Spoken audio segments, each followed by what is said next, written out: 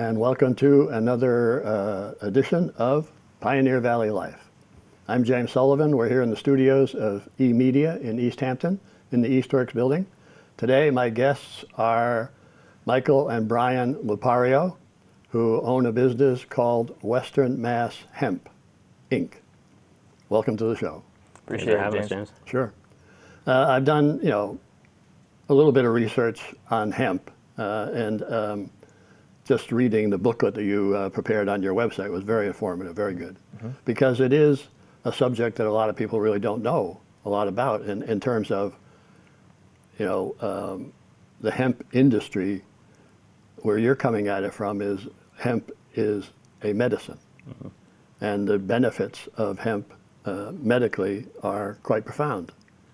But it depends upon a lot of preparation to get the end product that you want to present as a wellness product. And you point out that there are others that are trying to do the same thing, but a lot of it is fake. A lot of it is, not the true plant. It's not the essence of the plant. The plant has been here for, who knows, millions of years. I don't know. It's here. And like a lot of things, these days people are discovering that, there are plants and other things here that are beneficial to us all if we just use them in the right way. So if you could just kind of start out, I know I guess there are two types of hemp, because I think a lot of people are familiar with hemp and its use in clothing, rope, a couple other things, but that's not the hemp that you're using or growing. Right. Yeah. The hemp that we grow is basically identical to marijuana. It looks like it, smells like it, tastes like it. It just has a lower THC percentage, higher CBD percentage. Right. So it's not the stuff you make for clothing, like the shirt's actually made out of hemp. It's not the same stuff. Those are grown for like stocks, and other varieties are grown for their seeds. Yeah. But we're growing cannabinoid hemp for medicine. Right.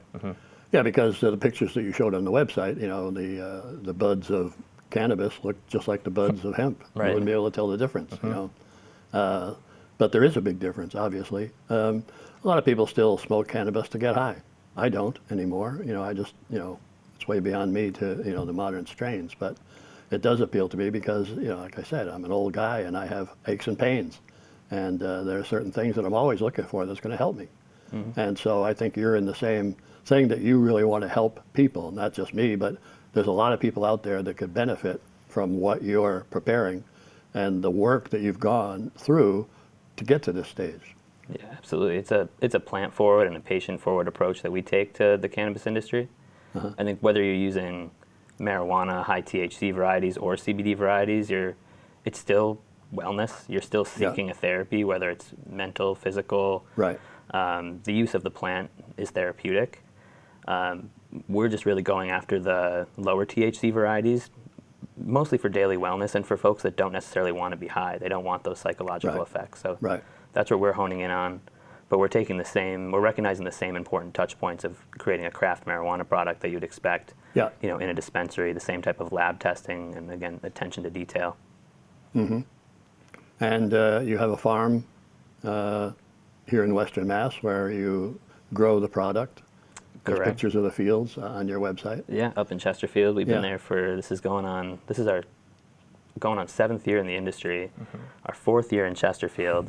We've kind of been all over the place. In the beginning, we bounced around. I think it was 3 farms in 4 years. Yeah. So we learned a lot, and especially coming out of like the UMass Stockbridge program where I was, I knew a lot from a theoretical standpoint about soil chemistry, plant biology, but the actual starting of a farm, breaking earth for the first time, especially in some of these hilltown soils where you're dealing with nothing but rocks. It's a really interesting procedure, and a lot of the sort of sustainable food and farming approach that I wanted to take was sort of out the door. This idea of no-till is just breaking earth. It required more than that. It required me to learn how to use things like tractors and plows, and slowly integrate a more biological, holistic approach to things. So it's been a huge learning experience. Right. So it's you're growing a crop. Absolutely. And there's a lot of people in the Pioneer Valley and Western Mass that grow crops. Most of them are potatoes or corn or whatever that. But how big is your field? We have a 2-acre plot. Yeah. We generally plant all of it. We've planted less than We've planted more. Yeah. This year we're about an acre, Yeah. about 1,300 plants out there this year. Uh-huh. And it's really important to dial in for the market. In previous years, we've gone overboard, especially that first year when everybody was kind of rushing into the industry. We had close to 4,000 plants in the ground, over 3 acres planted. And at the end of the year, we had thousands of pounds of material that we didn't necessarily have outlets for. Right. And it's not shelf stable unless you get it into an oil. So now you're depending on manufacturing, you're depending on infrastructure there to support you. And so there's, again, huge learning experience as we're not necessarily farmers. This is a first generation agricultural endeavor, first generation business endeavor. So we're learning a lot through this. And these days we try to hone in on what the market's calling for, what our consumer base is looking for. And I guess, maybe speak to the farm tours as well this year. A lot of the reason why we're growing is to open it up to the public. We want to show people that hemp is cannabis. Cannabis embodies both hemp and marijuana. And like Brian was saying, this looks, smells, and is essentially identical. It's the utility that you're looking for. Right. It's not. But what is it? The government says something like 0.3% THC that's as right. a maximum, but Right. it could be more depending upon some of the things I read. It could be more, but I mean what is your product? Is it at that level of THC, or do you have more? So 0.3% is the legal definition for standardizing. What's the difference between hemp and cannabis from a legal standpoint? Yeah. Everything that we produce is at or below that 0.3% threshold. Yeah. When talking about a plant, 0.3% is a pre-harvest benchmark. So the state comes out, makes sure that our plants aren't above that number. Yeah. And then we're allowed to harvest. Ah, interesting. And then we formulate our products. Again, we know what the levels are in the oils, so we can work that back to the product to ensure that the product's never above that number. You're getting roughly 1 milligram of THC per dose in a full spectrum hemp product like ours. Yeah. Yeah. And that's a non-intoxicating dose. Right. That's good. Right. Absolutely. And because a lot of people, like you say, there's a lot of people that the word cannabis might scare them, or marijuana. They're going to go, well, gee, I hear that it has healing properties, but I don't want to get high, or for one reason or another.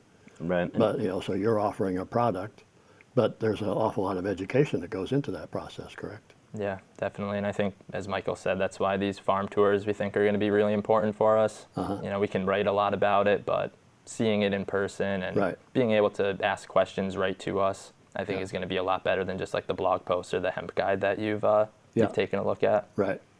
So let's talk a little bit about these farm tours. When are they coming up? We're starting, the first one is next Saturday, and we're running those all the way through the summer through August 30th. Yeah. So every Saturday, 11 to 1 at the farm. Do people have to sign up in advance? Yep, there's still some slots open. The first one is all booked up, but there's some openings for the coming weeks. Yeah. So what do? You take them to the fields, you show them where it's growing. What else? Do you have laboratories that you work in? What is this? What does it look like up there? It's mainly an agricultural tour. Yeah. And I think the biggest thing that comes out of it is the Q&A. Yeah.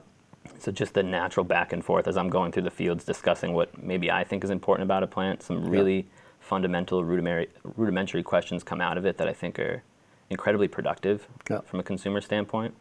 You mentioned intoxicating hemp products, which I think is something that's worth taking head on. Is like a lot of folks are seeing hemp-derived THC now. And so now this whole notion that Brian and I are trying to push of, well, hemp is for wellness, hemp is non-intoxicating. Right. Well, now there's a whole slew of products on the market that are intoxicating, that are derived from hemp. Yep.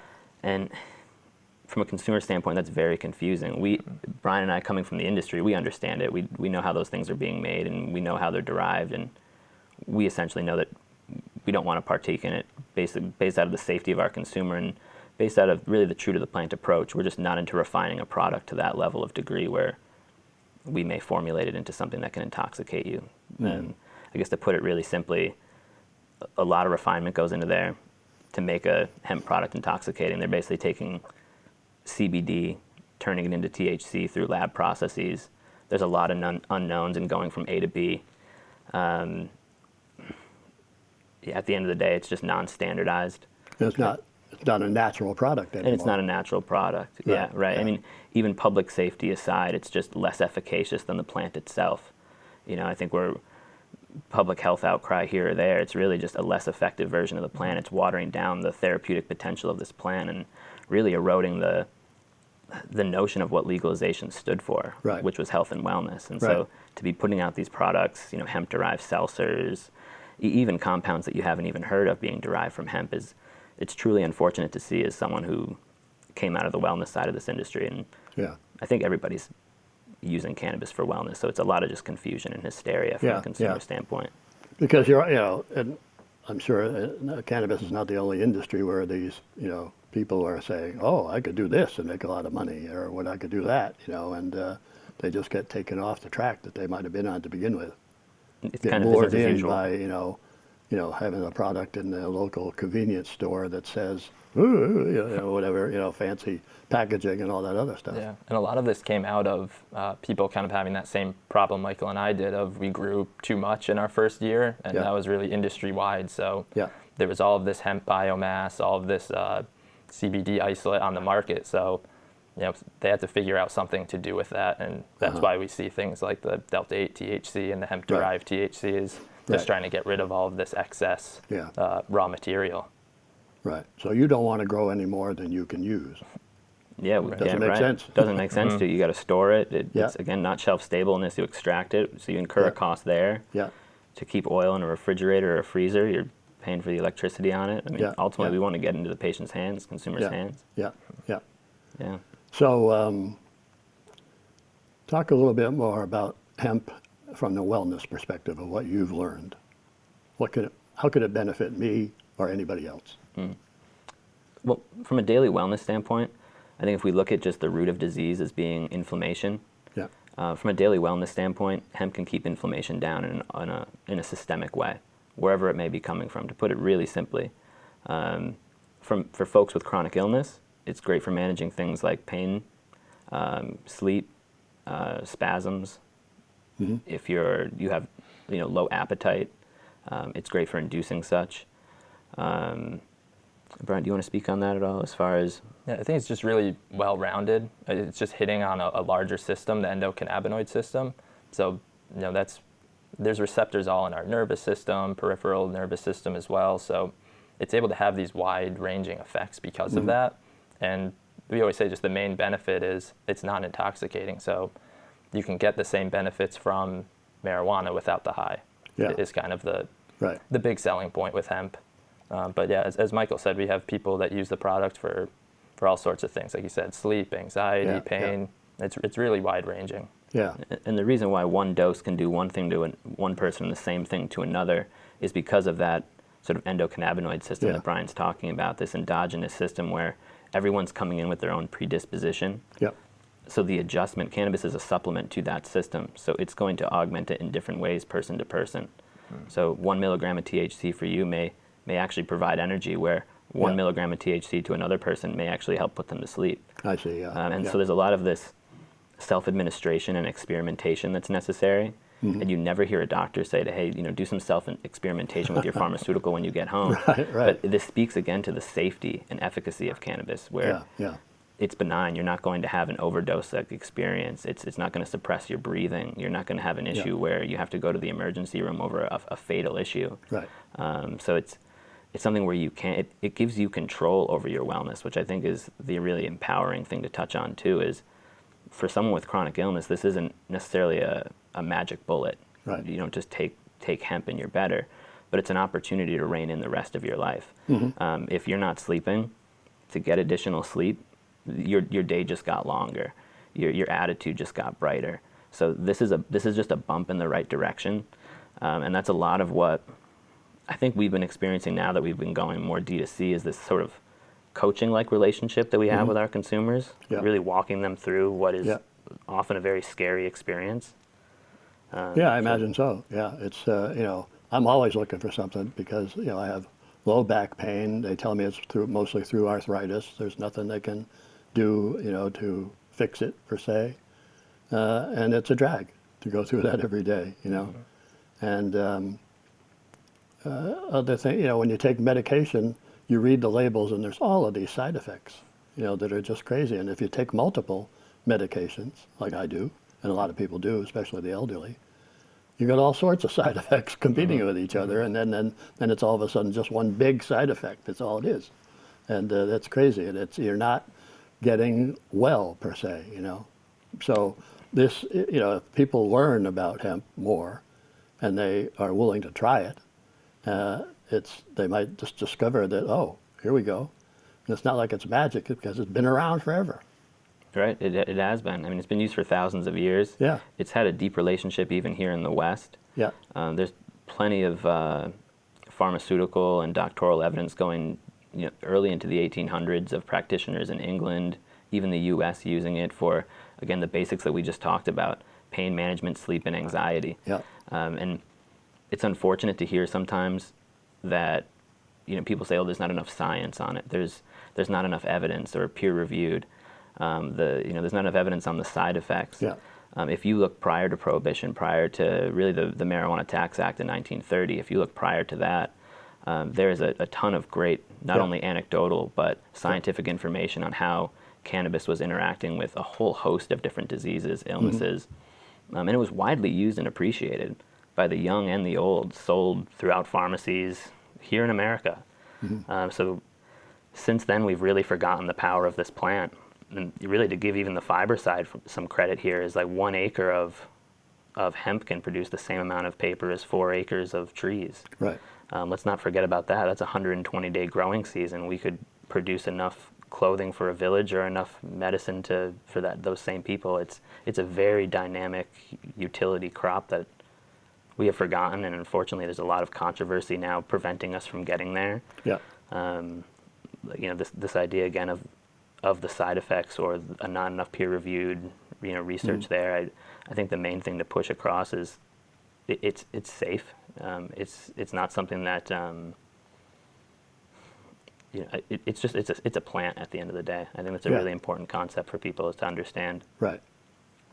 Yeah, you're using a plant. It starts out as a plant.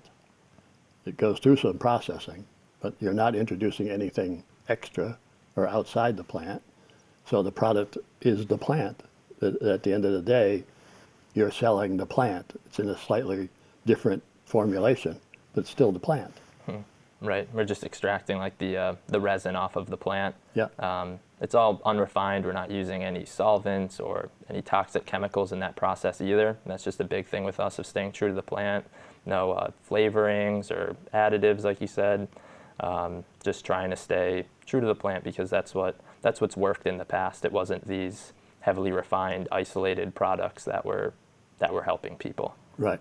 Yeah, there was a time we didn't know CBD or THC.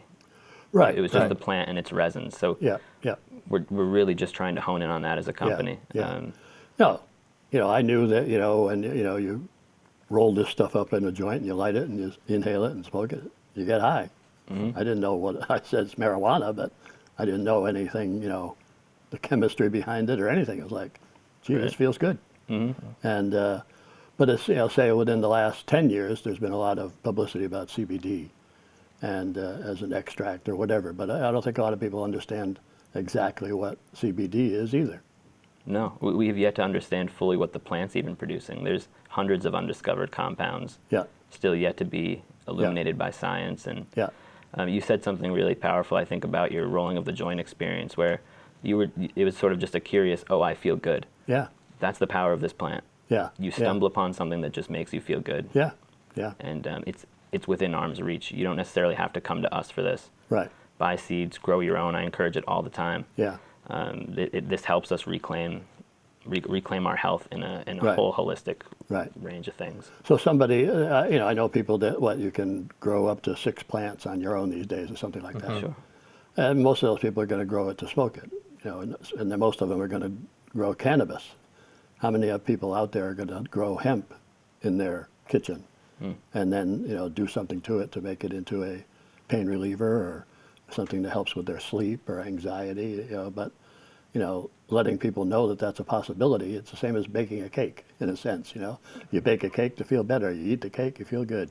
It's an education barrier, as you said. I think more people would grow it if they knew, oh, this is just a non-intoxicating version of marijuana. Right. There's so many folks that I interact with that just say, hey, I smoked weed throughout my teens, my 20s, and it just doesn't work. It doesn't work the same for me anymore. Right. Or I have certain responsibilities where it just doesn't quite mesh well. Right. So, but there's still a whole host of benefits that I was getting from this plant that I'd still like to be getting. And Right. I think if people knew about hemp, they would grow it and they would use it more, Yeah. and they may do more simple crude extraction at home. Because we live in a very high stress environment these days. Mm-hmm. And anything, one of the ways I deal with stress is I don't watch the news. And so that helps. But it would be nice to, I have sleep apnea. I have other things, so that, that every day is, I don't know what today is going to be like until I wake up, but then, you go, Yeah. So, trying to find something that I knew would, it doesn't have to cure me. It just has to make my life a little easier. That's really what I'm looking for. Mm-hmm. And because it all is wellness, because at this age, that's all it comes down to, I believe. This is what I'm learning, there is no instruction booklet for aging. You don't know until you get there what's going to happen, You guys will find out someday, but not for quite a while. So that's what you look at. You go, well, I want to feel better. That's all it comes down to sometimes, And some people are reluctant to say, oh, I need help, or, people therapy or whatever. But I mean, if they knew they could, ingest something or apply something or whatever and have the same effects, they'd be flocking to it, I believe. And as far as the appreciation of it too, wellness is something we don't appreciate until we lose it. That's Health right. is something we don't appreciate until it's not there anymore. Yeah. And chronic illness is something that's on the rise. We now live in a world where 1 in 2 Americans have one or more chronic illnesses. Yep. And we came out of a time where that wasn't the case. Yeah. So as you said, there's more stress, but there's also more pollutants, Yep. whether it's water, air, food. Yep. And that's another thing we talk about with folks too, is if you care about the quality of your weed, look at the quality of your food, look at the quality of your clothing, all of it. Right. It's a holistic thing that these plants start to prompt in you when you start to use them. Yeah. And I think daily wellness is something that should be appreciated by the young. Yeah. Brian and I, fortunate or unfortunate, came across it really early in life. Yeah. And so that taught us a lot. Yeah. But we didn't start using cannabis because, hey, there might be therapeutic benefit. It was exploratory, like it would be for anyone in their teenage years. And the therapeutic benefits are side effect. It's a gateway to positive side effects, really. Right. Right. To an improved quality of life. Yeah, because we all talk about the environment, we talk about climate change, we talk about all sorts of things, but the planet Earth had it figured out a long time ago. We're just screwing it up. Yes, we say this all the time, is we are just stewards in this process. Yeah. It is just the plant, and when you break down the true to the plant approach, it's about promote, preserve, deliver. Yeah. So we're promoting the best that the plants have to offer, the best genetics, the widest array of chemistry, and we're doing that organically. We're doing that under the sun. Yeah. When we extract it, we don't distill, we don't isolate. We try never to refine the extract if we don't have to. Uh-huh. We never refine the extract, sorry, to just make that very clear. Right. We never refine the extract. And then we give it to you in an organic hemp seed oil. So it's just about delivering it to you as it came off the plant. Right. No flavors, no preservatives to you. So anyway. Yeah, because I know you develop 2 products which are ingestible and 1 product which is a topical. Correct. And I guess it's, as you say in your booklet, and other, it's really kind of developing a feeling for how you're being affected by how much you use, and you have to learn what's good for you and how much, and then once you figure that out, you're going to know. We all have budgets, and if you're going to pay money for a product, you have to figure out, well, how much can I afford this week or this month or whatever, Yeah. That's what I tell people to, start low at first, just so you can find that like minimum effective dose. Yeah. And not overspend and start taking more more product than you have to. Right. And I think the other thing we're not used to in this too is we have consumers that will use the product and then stop using it, and we ask them, hey, what happened? And they're like, oh, I sleep now without the product. I sleep now, I'm fine. Yeah. And it's one of these things where it doesn't necessarily have to be a crutch. Yeah. It doesn't have to be this something that you take all the time. Your body is very good at healing itself, and a lot of the times it's just about giving it the resources to heal. create the environment for healing. And a little goes a long way. Yeah, so during the farm tours, you're going to just show them how it's grown. You're going to be talking about this subject that we're covering here today as well. Absolutely, yeah. And fielding personal questions as well. We have numerous people who come up to these things afterwards and have personal questions about their own lives, potential regimens, all of those things. If the plants are ready, this may not be for the first hemp tour, so full disclosure. We are going to be doing some hemp juicing, where we juice some of the male plants on site and maybe press it with some local apples, local blueberries, and just provide a refreshing beverage, but also this opportunity to try hemp as a dietary supplement as well. Yeah. The raw plant, I encourage everybody to look into it. A very powerful thing, the raw cannabinoids. So is there a difference between a male and a female plant? There are. One produces pollen, one doesn't. Yeah, and yeah, cannabis has two sexes. Right. Maybe that's more technical than for this But audience. I mean, that was than always, necessary. you always heard that. Correct. Well, you should be smoking this or you smoke that. Don't smoke that, or whatever. And there was always, the guys that would pick the hemp off of the side of the highway in Kansas and bring it to Amherst to fool the young hippies into thinking that's what it was, and it just wasn't. Well, I guess from a wellness standpoint, it wasn't ripping them off too bad, but No, but they didn't look at it as a wellness thing. It's like, No, I understand. okay, I can't get high on it, but maybe I can get well. yeah. There wasn't that awareness at that time. Yeah, so again, just creating more awareness, trying to facilitate that curiosity that people have about it. We'll also be unveiling all of the product, so there'll be an opportunity to just see all the different oils. Yeah. We'll be really trying to show you, hey, this plant makes this type of oil, this plant makes another type of oil. So we have a daytime and a nighttime product. You'll actually get to see the differences based on those essential oil profiles of what makes those plants different and what makes the end product different. So there's a rhyme and a reason to the daytime and the nighttime, and it comes down to the plants themselves. Yeah, And yeah. So it's great to talk about that while the plants are there. Well, one of the big things in marijuana that I've noticed over the years is now they sell marijuana that they almost say, well, we'll guarantee that this will mellow you out, but this one will do this or this one will do that, and different strains. We never had that knowledge. It was always just one, until maybe you got something from Jamaica or Mexico, and that was a little different. And it's still very, very anecdotal. We should definitely mention that. I mean, Brian and I are leveraging a lot of what exists in the aromatherapy sort of science around the essential oils that the plants make. Yeah. And then also just the anecdotals. We know that the more, the heavier, more myrcene dominant strains will make us sleepy, tired. Yeah. And then we have plants that lean a little bit more cerebral as far as their essential oils. They make things like terpinolene or osamine, things that are, again, more citrus leaning as far as the nose is concerned. But Brian, you often have good input on that. Yeah, as you said, we're just leveraging the strains rather than, I know you're talking about the different products being geared towards calm or focus, and a lot of that's using isolated cannabinoids like CBN or CBG. So we took that strain-specific approach to it, just to again stay true to the plant, like we're always trying to do. So we have some personal experience too of just like using cannabis that has made us more tired, and as you said, it's more of that cushy, that heavy smell. Maybe when you go by Insa, that smell, that type of those types of strains usually relax us, whereas those fruity strains typically uplift us and better for the daytime. So similar approach, just kind of coming from just smoking cannabis in our youth and just from the experience. Right. So you're the laboratory animals as well.